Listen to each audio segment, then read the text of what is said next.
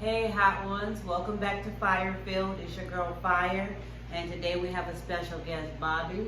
Thank you for joining us, Bobby. You're very welcome. Amen. And today we're going to be talking about cancer and its effects on you mentally, physically, and spiritually. So if there are any. So anyway, I want to welcome you, Bobby, to the show, and thank you for being brave enough to be on the show. Don't forget to share, comment, and subscribe. Okay, so Bobby, if you would please share with me and the viewers, what type of cancer were you diagnosed with? I was diagnosed with prostate cancer. Diagnosis was back in August of 2018. Official diagnosis. So almost 2 years from today. Correct. Almost 2 years. Coming up on 2 years. Okay, so can you tell us how, when you got the news, how was that? You know. Well, when I first got the news, sat down with the doctor. And it's kind of like the world is stood still for a moment. Anytime you hear the word cancer, I think the automatic response is, wow, something's probably life-threatening.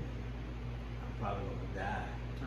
Yeah, and but each cancers are different. Prostate different, breast cancer, so on and so on. But yeah, definitely when he said, you have tested positive for prostate cancer, the world seems to stop. Okay, and so share with us as you did. How did you find out you had cancer? Go ahead and go through that. Well, for me, I have always gone to do my checkup at least once a year, and do my prostate checkup once a year at the doctor. And unless I've been doing that for quite many years, about 15 or 20 years at that particular time. Well, when did you start?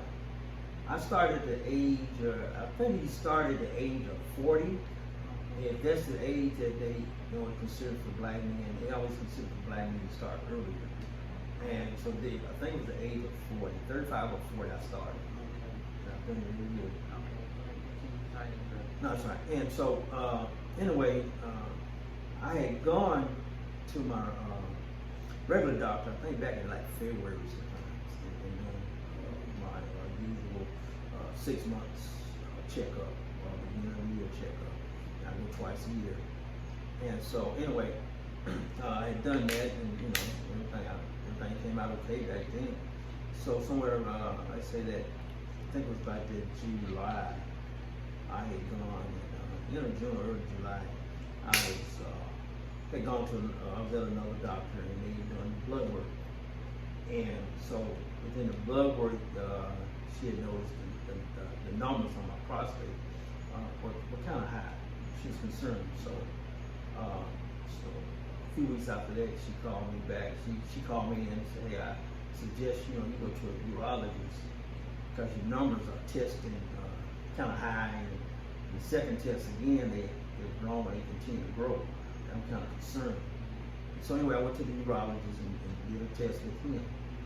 And he did a blood test, and they did the biopsy. Where they go into, I went into my testicles and they clipped a couple samples out. And so anyway, I went back to him at the beginning of August, and where he told me, if they did come out cancer, test positive for cancer, and I did have prostate cancer. Okay, so again, you said when you got the news, you felt like the world kind of stopped and things like that. So what, were there any options that he gave you to try to combat prostate cancer? Yes. Yeah, he came up with 2 different options that suggest that go with trying to treat it. One was to do the radiation and chemo. That would have taken, I forgot, 2 or 3 weeks or doing that. Now, with that particular procedure, it said they wasn't sure that they would get all of the cancer out of it. If they did, then they didn't. There was no way that they could go back and do anything. And I would just have to live the rest of my life with it. Or I could have did the removal of the prostate altogether. So when he told me that, I was like, I don't know, man. So what? That's just my kind of question. Would I still be able to live? So yeah, you still be able to go on and live and everything. Okay, so when you got the options of what they said you can do to try to combat cancer or be cancer free, how long did they give you to think about it? And also, after you share with us how long you were given to think about it, share with us what you decided to choose to combat the prostate cancer. Was it chemo or was it the surgery of the removal of the prostate? Well, when he told me, and and I was thinking, man, I really need some time to think about what I wanted to do. First thing that kind of was coming to my mind, man, as a man, I guess you got to think, what about sex? But it's going to have me, I can't have sex anymore the rest of my life. And I didn't know a whole lot of things about prostate cancer itself. I've heard of it, but just didn't have any information on it. So anyway, he kind of went into details on what would happen along those lines with the radiation and the removal of the prostate. So anyway, he gave me a few weeks. He told me I could think about it for a few weeks, a month, 2 at the most. He said, but told me, hey, don't take too long. He said because he felt that it was spreading. So I came home, sat down and thought about it for a week or so, and I came to the decision that I was going to have the removal of the prostate altogether. That was more of a 100% guarantee that they would get all the cancer at one time. Okay, so before I ask you this next question, again, don't forget to share, comment, and subscribe. Would you please share what stage were you at? Do you happen to know, if you know, what stage were you at when they found the prostate cancer and things like that? I can't really recall what stage. It was kind of early on, but then it probably was, I would say maybe at the midway or then past the midway point. It was at a point where it was getting serious because from looking at the numbers, it was growing kind of fast. Yeah. It wasn't slowing down. Right. Very progressive. Yeah, it was. So I can't recall exactly what stage, but I didn't have a whole lot of time. Okay, and let me ask you this. Were there a lot of symptoms that you would have thought you had prostate cancer, or were you just surprised when you got the diagnosis? Are there usually things that go on with your body that kind of are telltale signs, so to speak? Well, one of the telltale signs that I kind of always heard is you go to the bathroom quite frequently, especially at nighttime, and that might be a telltale sign.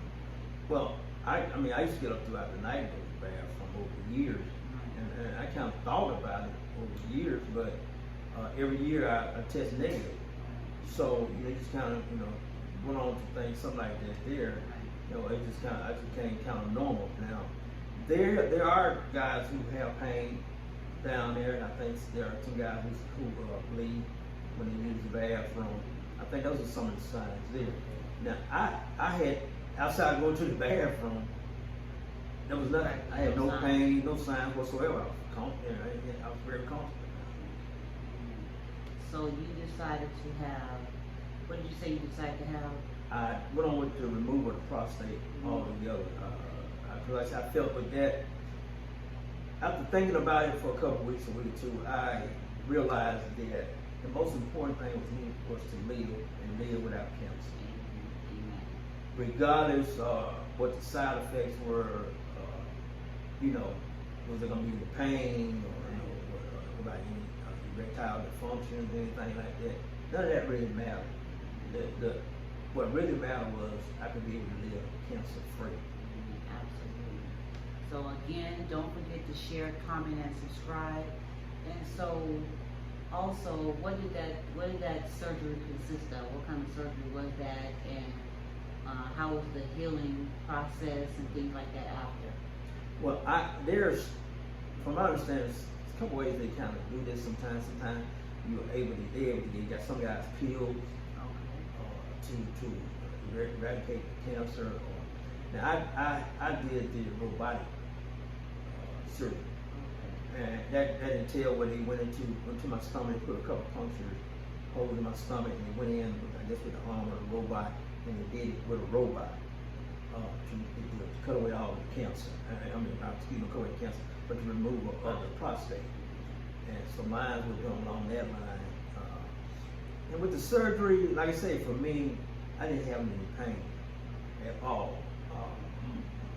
Through this whole experience, my most pain came in was after the surgery.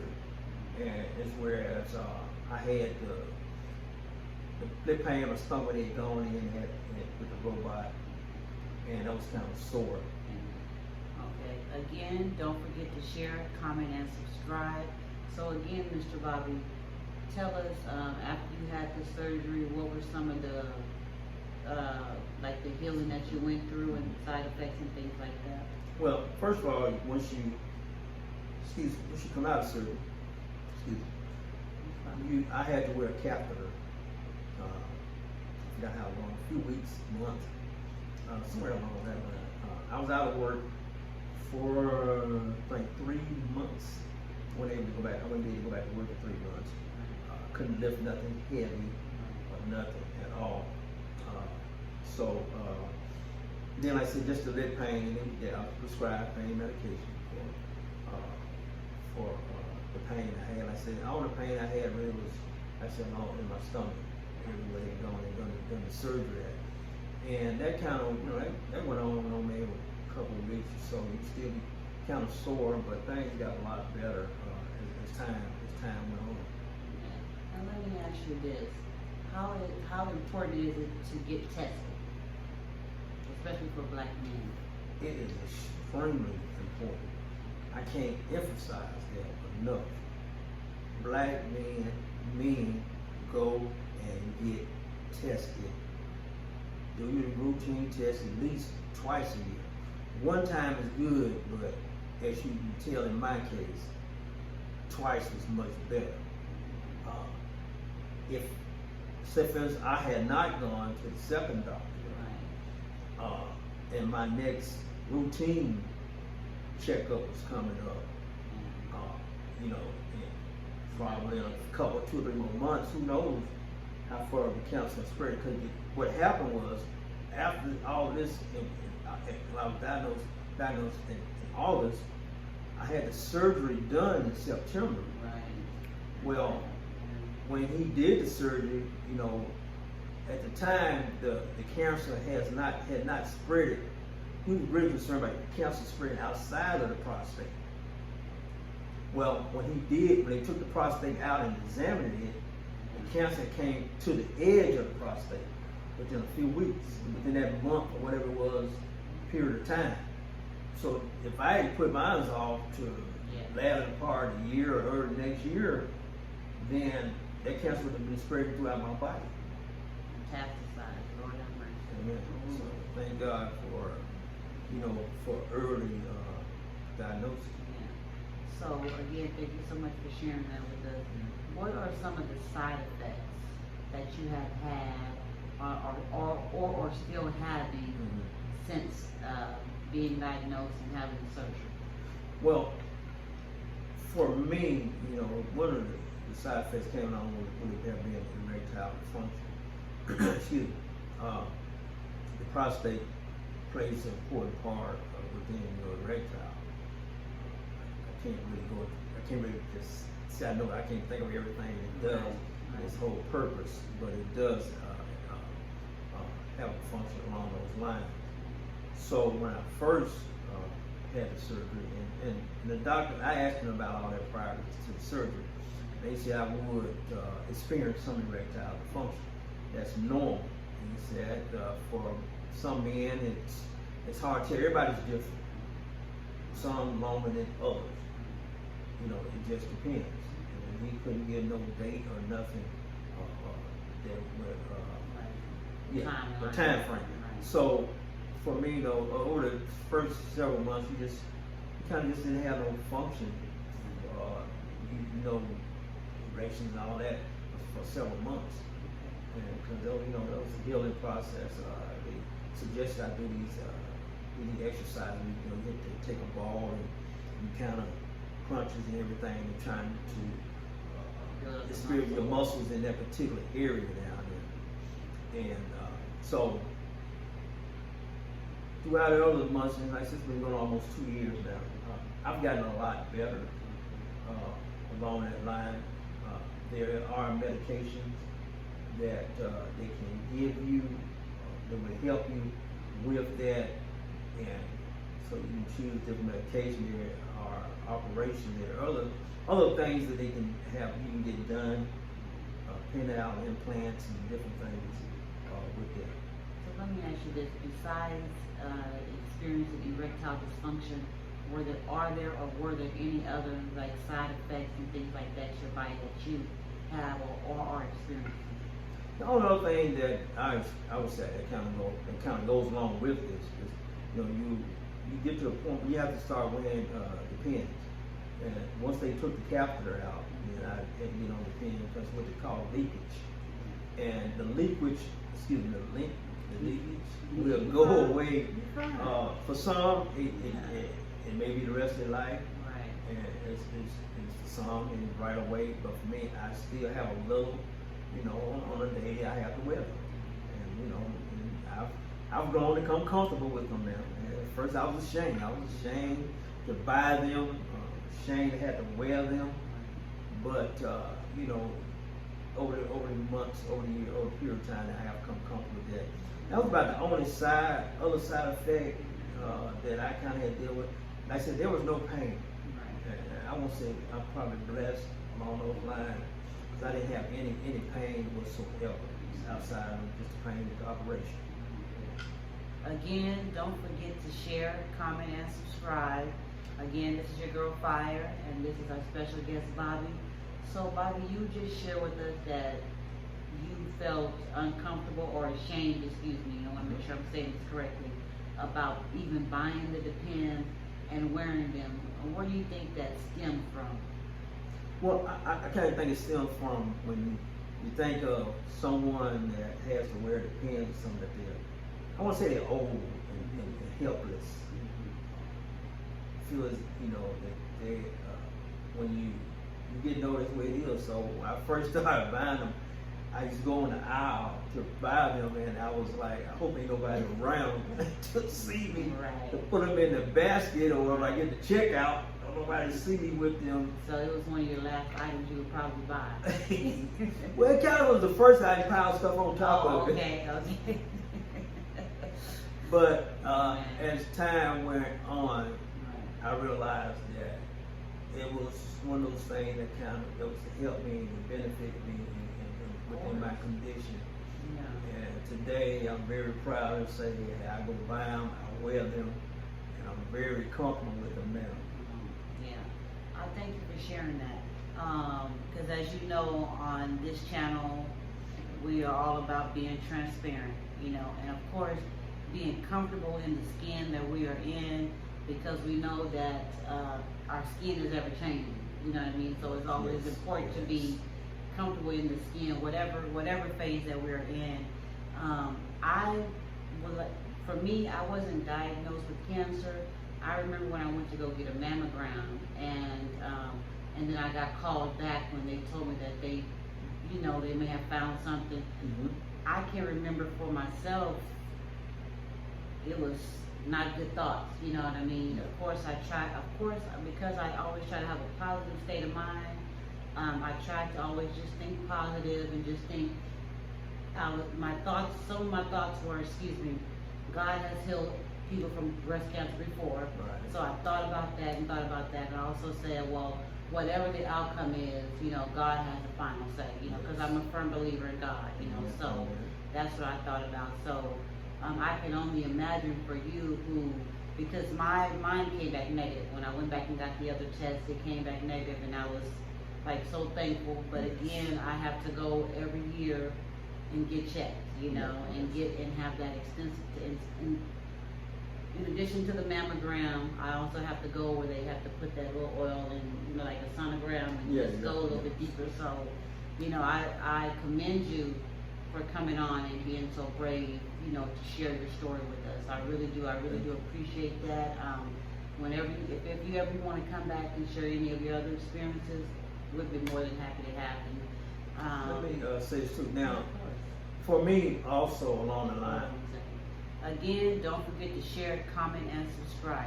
Go ahead, Mr. Bobby. Well, for me, along the line, it had come to the point where also I had an older brother. My older brother was diagnosed and treated for prostate cancer some years ago. So when it kind of happened to me, I kind of reached out to him to kind of see, and I knew he was, going through life, everyday life, normal. And so I did reach out to him. Also, I have a nephew who lives in California who was working with a prostate men group. Support group in California. And so I reached out and was talking to him. So he shared some things with me, along with prostate cancer.